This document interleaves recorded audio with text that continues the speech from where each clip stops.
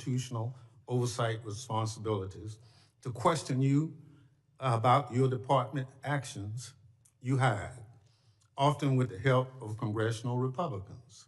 Never in the history of the committee has a Secretary of Homeland Security hidden from congressional oversight like you and your department have, Secretary Noem. Our oversight letters to you go unanswered.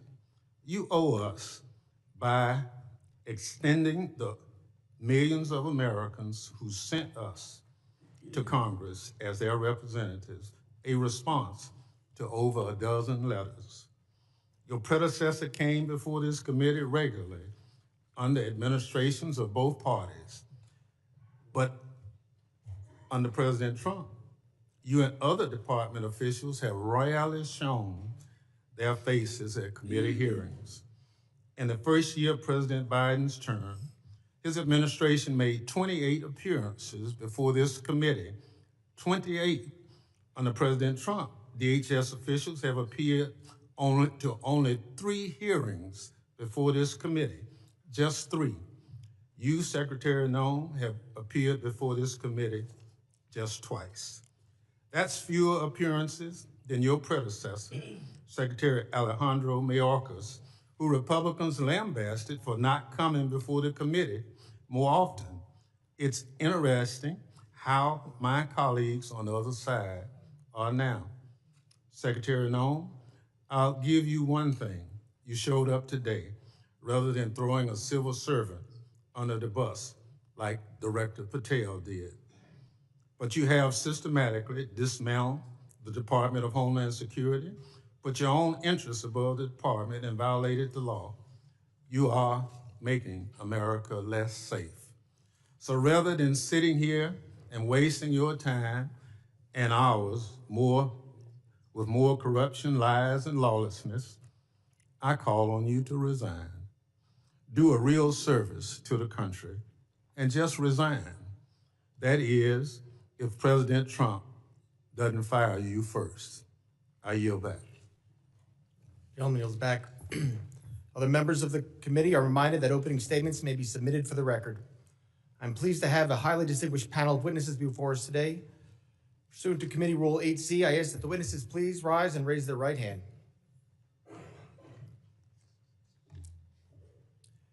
Do you solemnly swear that testimony you will give before the Committee on Homeland Security of the United States House of Representatives will be the truth, the whole truth, and nothing but the truth, so help you God? Thank you. Please be seated. Let the record reflect that the witnesses have all answered in the affirmative. I would like to now formally introduce our witnesses.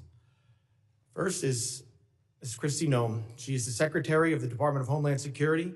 Secretary Noem previously served as Governor of South Dakota and was a member of this distinguished House. Second is Mr. Joe Kent. He currently serves as Director of National Counterterrorism Center with Office of Director of National Intelligence. Mr. Kent served in the U.S. Army, completing 11 combat tours and a stint with the Central Intelligence Agency. Third is Mr. Michael Glasheen. He is Operations Director for the National Security Branch of the Federal Bureau of Investigation. Mr. Glasheen has served in national security for more than 2 decades, including as Director of FBI's Terrorist Screening Center and Assistant Director to the National Security Branch. Prior to joining the Bureau, Mr. Glasheen served in the U.S. Marine Corps. I thank all the witnesses for being here today. I now recognize Secretary Noem for 5 minutes to summarize her opening statement. Thank you, Mr. Chairman, and thank you, Ranking Member, for holding this hearing today and inviting me to be a part of it. I'm looking forward to discussing the worldwide threats that this country faces and the work that President Trump and his administration does each and every day to make America safe again. I'm very privileged and honored today to have my family with me. I'd like to introduce them to you. Disruptions of congressional business is a violation of law, is a criminal offense under federal law. Audience members are advised to take their seats and maintain order. The chairman may now ask Capitol Police to remove and arrest the persons creating the disturbance.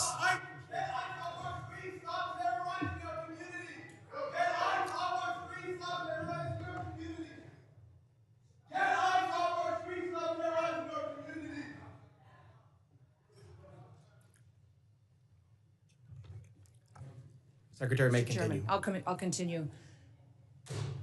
Today with me, I have my husband, Brian, who's with me, and also two of my children. My oldest daughter, Cassidy, and her husband, Kyle, are sitting here in the front row. And then my middle child, Kennedy, and her husband, Tanner, and that was my grandbaby, Noah, that was crying a little bit during the ranking member's comments. I don't think she agreed with him. I don't have my son with me or three of my grandchildren, but I'm very blessed that I have a wonderful family who is here and loves this country and is grateful for the work that we get to do as a family each and every day. We also have the blessing of having some angel families with us as well. They are here in the audience, and I'm so grateful for them for being willing to come here and be strong. It's hard to lose someone that you dearly love to illegal criminal activity, to people who never should have been in our country to begin with, and to lose those loved ones to drug overdoses that get perpetuated by the terrorist organizations that filter them into our country that President Trump works so hard to stop. So I'm grateful that they're here and that they are telling their story. Under President Biden, he closed the office in the Department of Homeland Security that serviced these families. He closed it because he didn't want them to speak. He didn't want them to have support or services. And President Trump reopened the Voices office so that they can get services, so they can hear about the cases of the individuals who killed their family members, and they can get the kind of help that they need to get through the tragic grief that they've experienced. So I want to thank them for being here and continue to pray for them. I want to thank you for the opportunity to be in front of you today to discuss the wide range of threats that the Department of Homeland Security is working on to protect us from here at home and also around the world.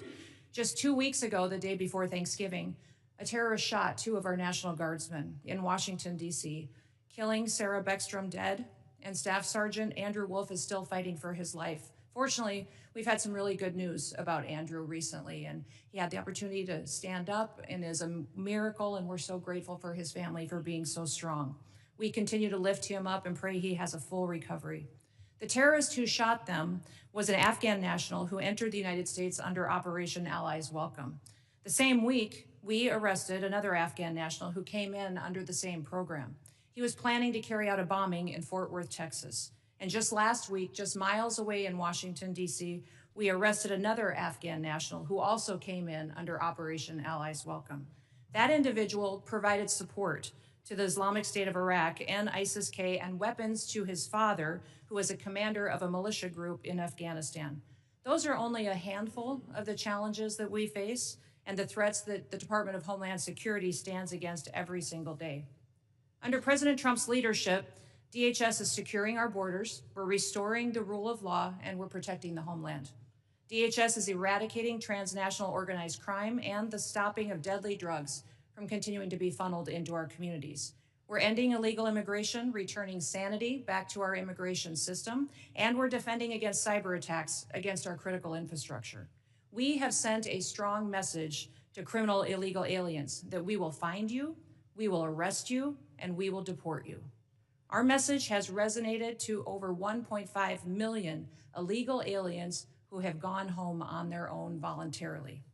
At the same time, we as a country are still dealing with the mistakes, the errors, and the willful disregard of the last administration.